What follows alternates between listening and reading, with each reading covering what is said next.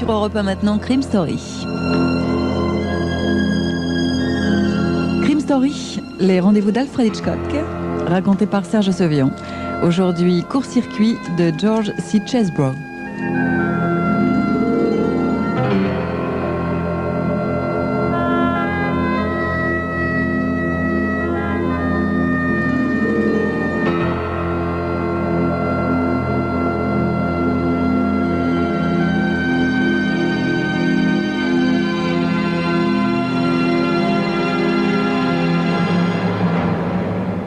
L'ascenseur silencieux descendit à toute vitesse au dernier sous-sol du bloc isolement, au-dessous du bâtiment principal du laboratoire biologique gouvernemental.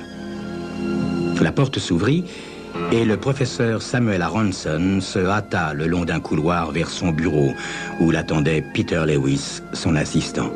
« Il semble qu'il y ait eu un incident terrible, professeur, » dit Lewis au moment où Aronson pénétrait dans la pièce.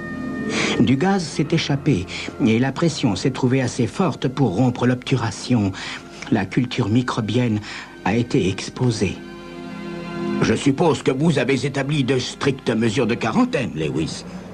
Bien sûr, professeur. Ça n'est qu'après avoir vu la culture microbienne déborder en bouillonnant le long des parois du tube à essai que nous avons compris que l'obturation s'était rompue. On ne peut pas dire depuis quand le gaz a suinté. Allons voir, Lewis, allons voir.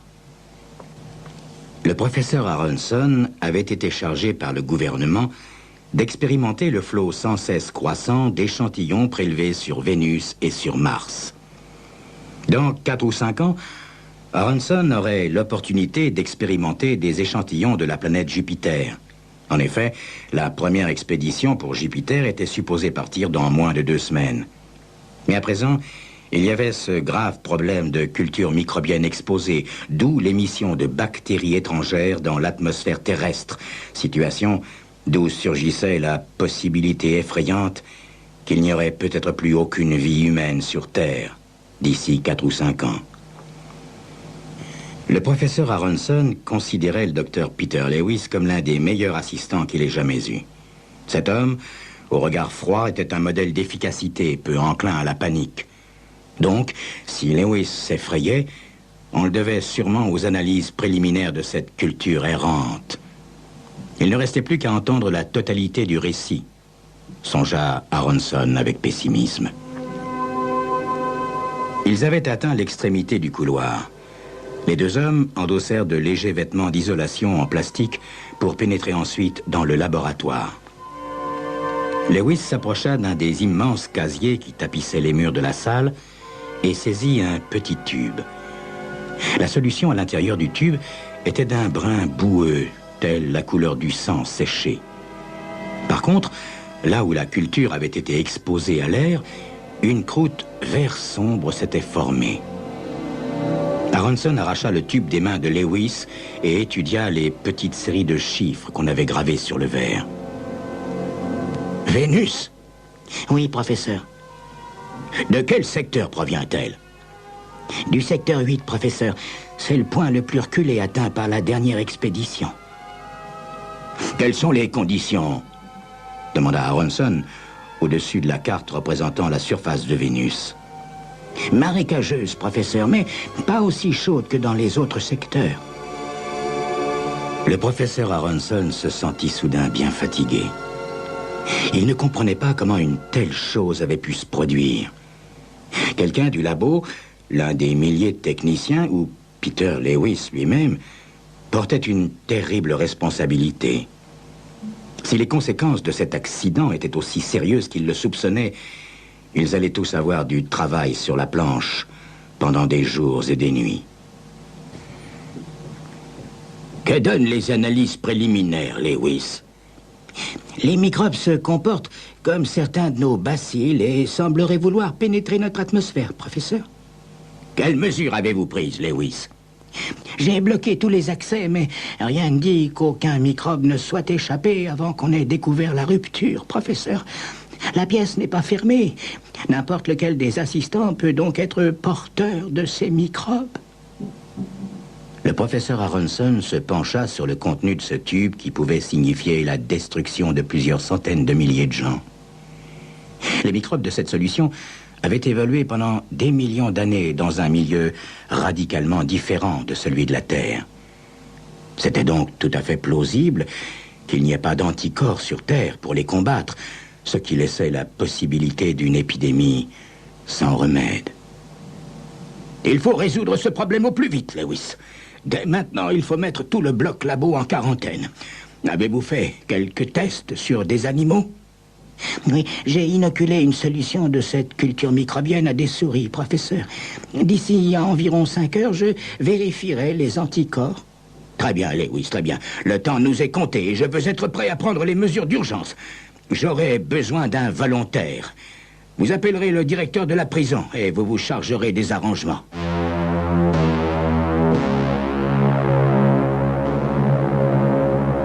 Gunn Reed était assis, immobile, sous l'un des grands ormes qui parsemaient la cour de la prison.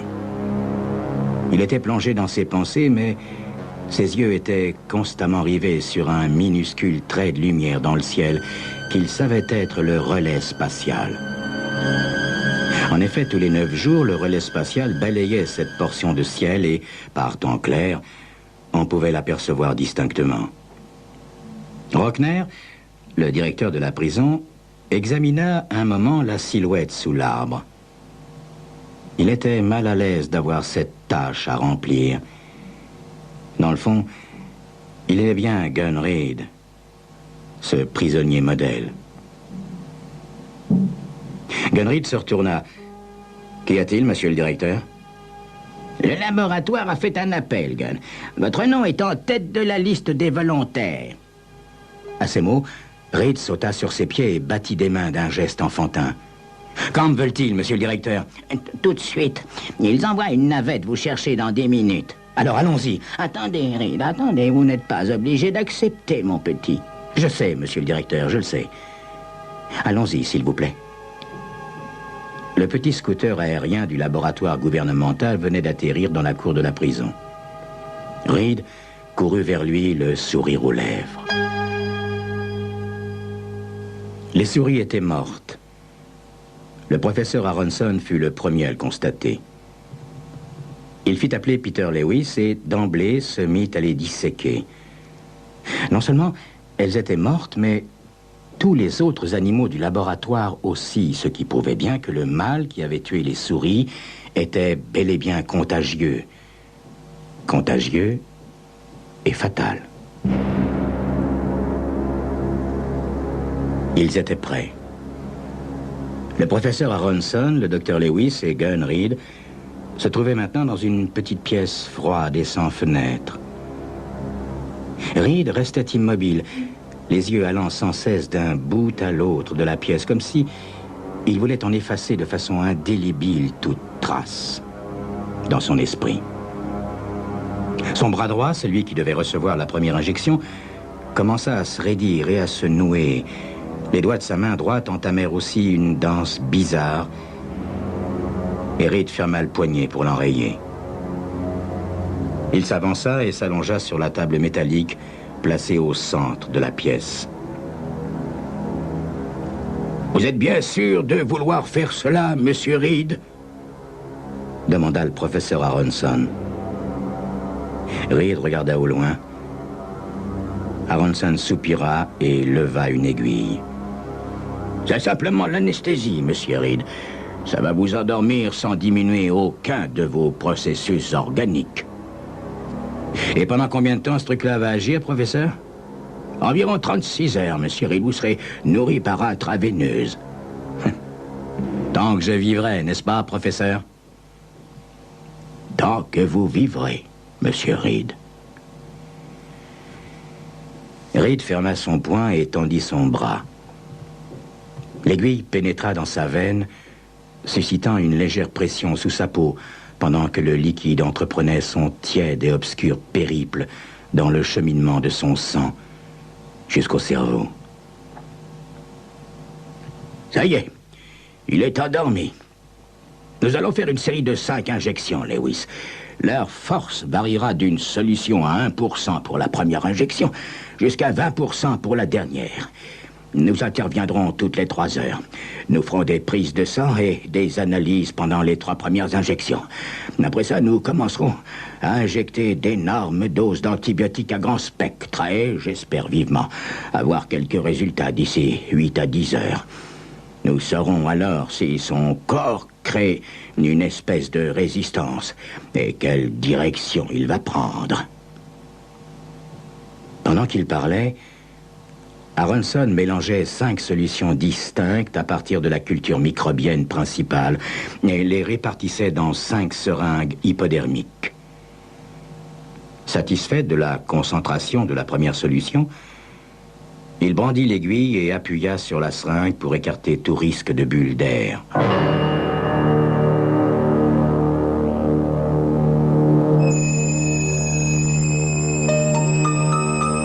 Le cobaye humain allait-il survivre à l'expérience et recouvrer ainsi sa liberté? C'est ce que vous saurez dans quelques instants.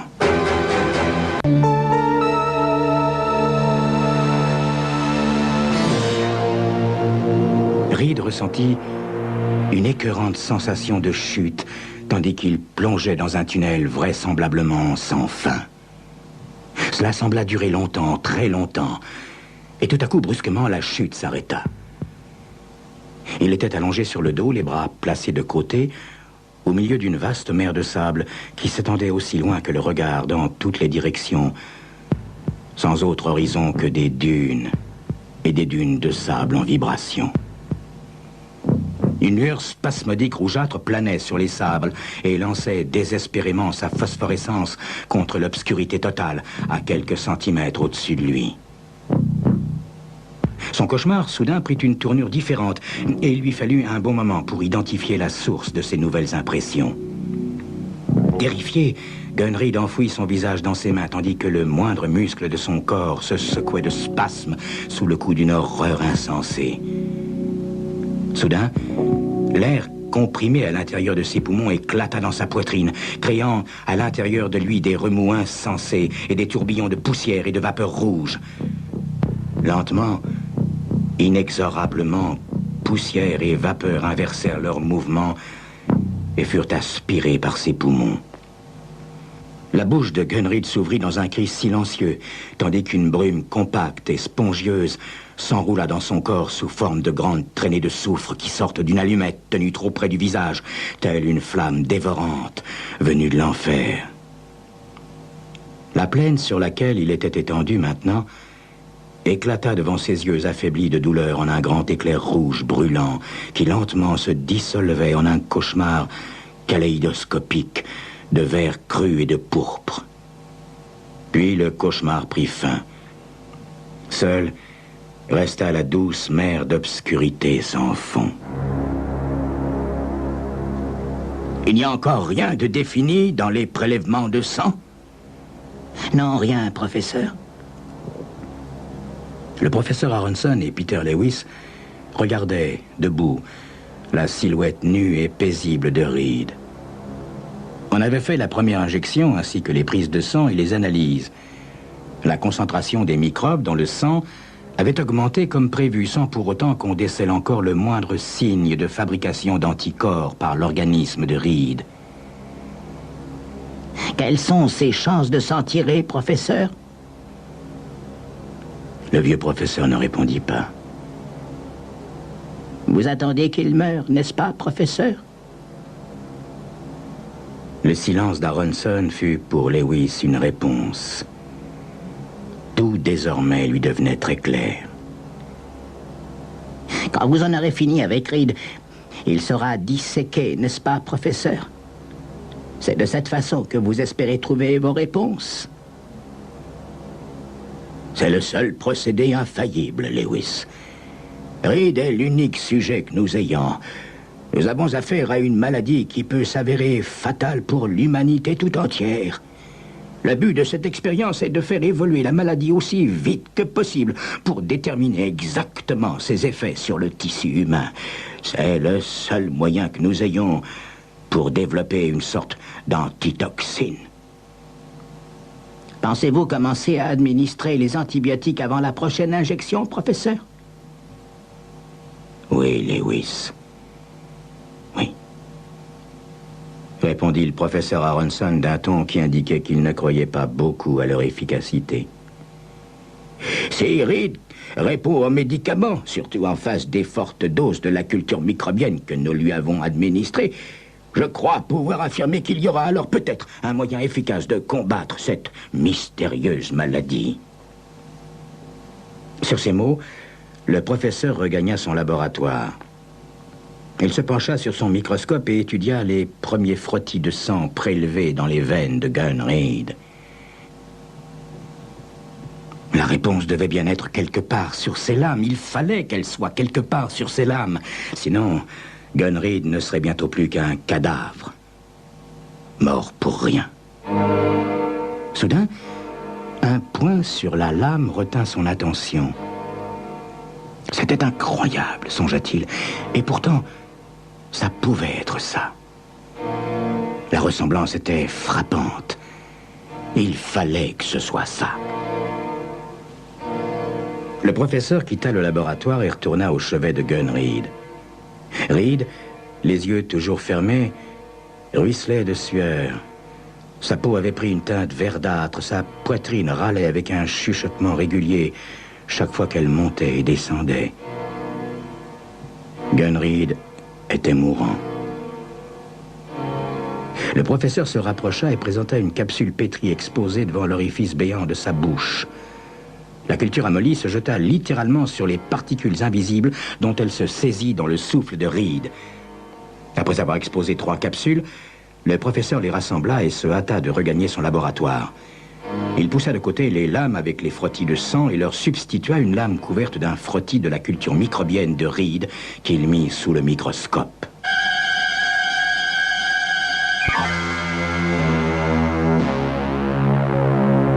Le professeur Aronson se tenait debout devant la grande baie vitrée de son bureau.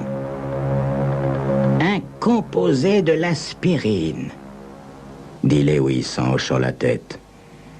Oui, un composé de l'aspirine, tout simplement, Lewis. Mais comment avez-vous été amené à penser que cette maladie était tout bonnement l'équivalent de notre rhume, professeur? Aronson hocha la tête. Je ne sais vraiment pas, Lewis. J'étais parvenu à un tel point d'épuisement que je ne pensais plus. Je ne faisais que réagir. Évidemment, les symptômes étaient les mêmes. Il y avait une certaine activité au niveau des globules blancs, mais la composition même du sang n'était pas perturbée, et les antibiotiques n'avaient aucun effet, ce qui voulait dire 2 choses. Ou bien que la nature de ces microbes était aussi fatale que nous l'avions craint, et que par conséquent, nous n'avions aucune défense contre elle, ou bien qu'ils mourraient d'eux-mêmes si nous leur en laissions le temps, l'organisme créant ses propres défenses naturelles. Comme vous le savez, Lewis, le rhume est l'un des désordres de l'homme les plus courants qui revêt parfois des formes mortelles pour des souris ou même des chiens. Chez l'être humain, il suffit tout simplement de lui laisser le temps de sa combustion propre. Évidemment, la maladie suscitée par la culture microbienne en provenance de Vénus était plus qu'un rhume, le virus étant plus complexe. Il faudra effectuer d'ultérieures recherches pour dépister d'éventuelles complications et séquelles de cette maladie. Mais pratiquement ce que nous avons découvert est suffisant pour démontrer la nature inoffensive de la maladie chez un être humain normal. Gunn Reed et le professeur Aronson étaient installés à l'une des tables du restaurant du laboratoire gouvernemental. Ainsi, Reed, vous avez gagné votre liberté. Qu'allez-vous faire? Je ne sais pas, professeur. La liberté réelle a besoin d'espace pour s'exercer et prendre ainsi son vrai sens. Mais tout a été pris. Vous n'avez qu'à voir, professeur. Autrefois, un homme pouvait aller en Orient et y trouver du neuf. Aujourd'hui, il n'y trouve que d'autres cités, d'autres routes, d'autres habitations et les mêmes cellules que celles qu'il a quittées. L'espace. L'espace est le seul endroit qui vaille la peine d'y aller. C'est le seul endroit laissé à l'homme pour s'éprouver. Il y a des milliers de prairies nouvelles, de montagnes nouvelles à découvrir, à escalader là-haut. C'était donc ça, Reed. Vous avez été volontaire parce que c'était votre seule façon de prendre part au programme spatial. Et vous avez risqué votre vie pour ça. Oui. Il n'y avait pas d'autre moyen pour moi, professeur. Mais tout est différent maintenant, mon garçon.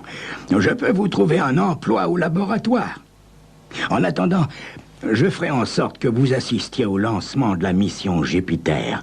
Vous serez en bas avec l'équipe de lancement. Reed sortit lentement une cigarette de son paquet et l'alluma. Ce sera très bien, professeur. Ce sera très bien. Je vous en remercie.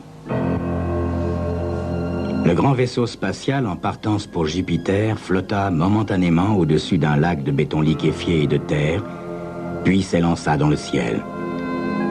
À l'intérieur du vaisseau reposait une équipe d'astronautes attachés à leur couchette. Le professeur Aronson baissa les yeux et chercha Gunn Reed. Il ne comprenait pas pourquoi Reed n'était pas venu. Reed, où qu'il soit, ne reviendrait pas. Quelque chose le lui disait.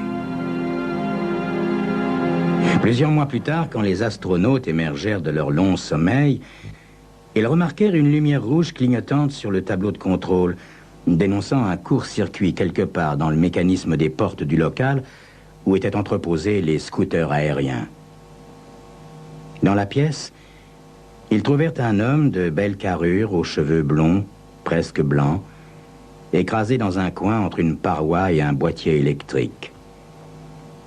Le corps ne s'était pas décomposé dans l'atmosphère raréfiée.